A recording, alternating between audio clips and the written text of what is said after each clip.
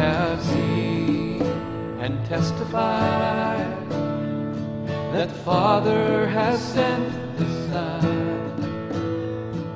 a Savior of the world, a Savior of the world, a Savior of the world, a Savior of the world.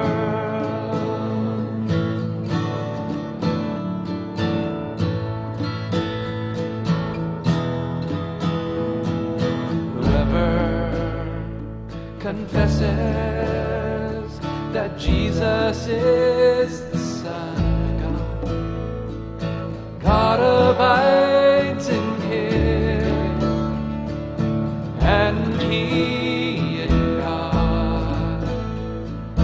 God abides in Him, and He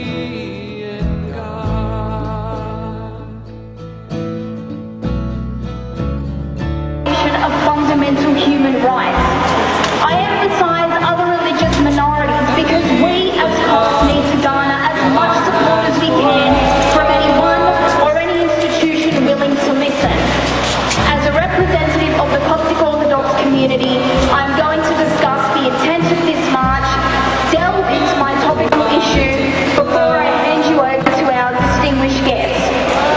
Speaking of which, I'd like to introduce them and thank them for their time and effort. So please, ladies and gentlemen, put your hands together for our distinguished guests, members of Parliament and from the clergy.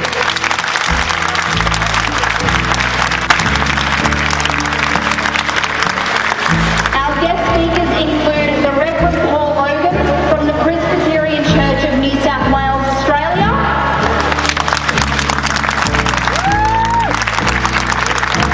The Very Reverend General Secretary of the National Council of Churches Australia. The Honourable Senator Max Cracknell from the Christian Democratic Party.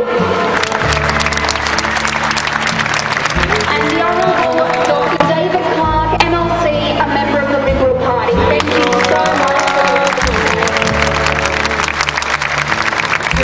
Our guest speakers will deliver speeches regarding this issue as well as possible solutions such as interfaith dialogue, action by the Egyptian and Australian governments, and community outreach.